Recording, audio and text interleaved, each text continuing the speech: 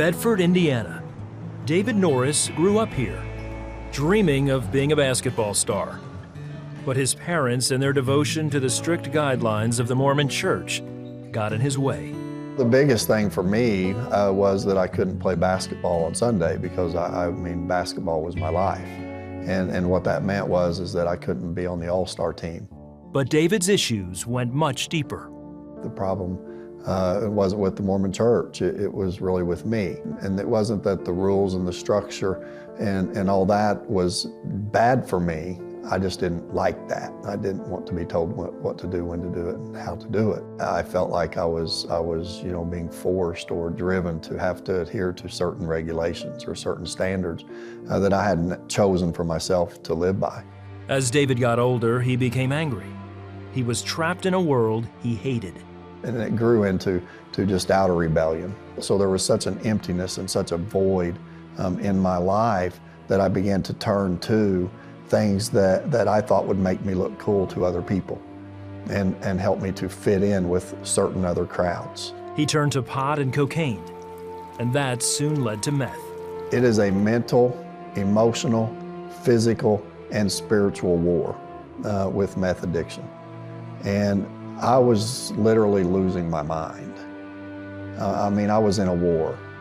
Now he was trapped in another world, and once again, he struggled to get out.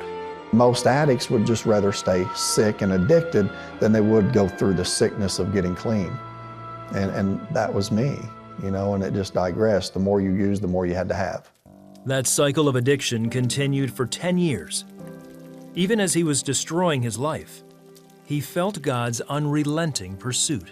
I believe that God was pursuing me. God's always been pursuing me, but I've always pushed him away. David went to jail for 9 months for possession of marijuana while out on bond. There, he met several men who told him about forgiveness and salvation through Jesus Christ. I began to read the Bible, and I didn't understand a thing. I didn't understand nothing in the Bible. It didn't make sense to me. So I asked God to send me something that I could understand, and I was just real specific with God, and it was just between me and him. I didn't share it with anybody else. I said, God, if you are real, give me a comic book version of the Bible. And I was just real serious about that, And one day at lunchtime through the bean hole, the little hole they send the trays in, the food, came flying a little comic book version of the Bible, landed right at my feet. I hadn't told anybody about it but God, so when I looked down and seen that, I just had to say, okay, I believe you're real. While that convinced David that God was real, he went back to his old ways after his release. One night, one of his drug buddies, Travis, overdosed on heroin. David had a choice to make. I could throw away the heroin that I had in my pocket and go in and help my friend, or I could keep the heroin that I had and leave him there and possibly die. And the sad thing is that I chose to leave him there. A day later, he calls me and I said, man, brother, I'm so sorry that I did what I did to you last night. And he said, you know what? He said, it's cool. He said, because I'd done the same thing to you. And that just shook me to my core.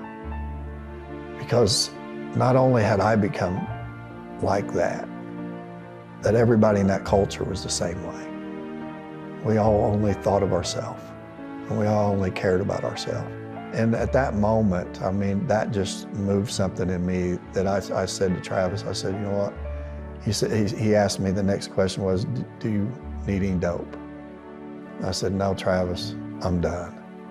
I kicked the heroin habit, and it was horrible. But he was still empty, still searching, still hungry for something more.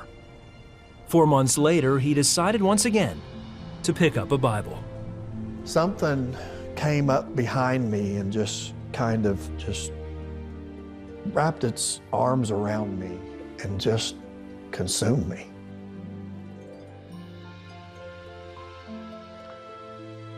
I just began to cry. I just began to sob. I was so sorry. And I was really, truly, for the first time, really repentant for the hurt that I'd caused to other people.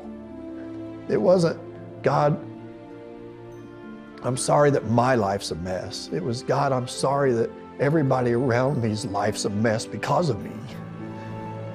And I need you. And he changed me. That night, David gave his life to Christ. He's been drug-free for over 15 years. He and his wife Joy also opened Heaven Neve, a recovery ministry for men. David knows God has brought him a long way, but he also knows he's a work in progress. Learning how to be compassionate, merciful and loving, caring has been a long, hard road for me because I was such a hard man. But at the same time, God uses that hardness that I had to be able to deal with men that are just like I was. I mean, who else to be able to understand what they're going through and what they're thinking than someone that was just like them? For me and for my life, and I think for most, God says to us, I'm not so worried about changing your circumstances, I'm more concerned about changing you.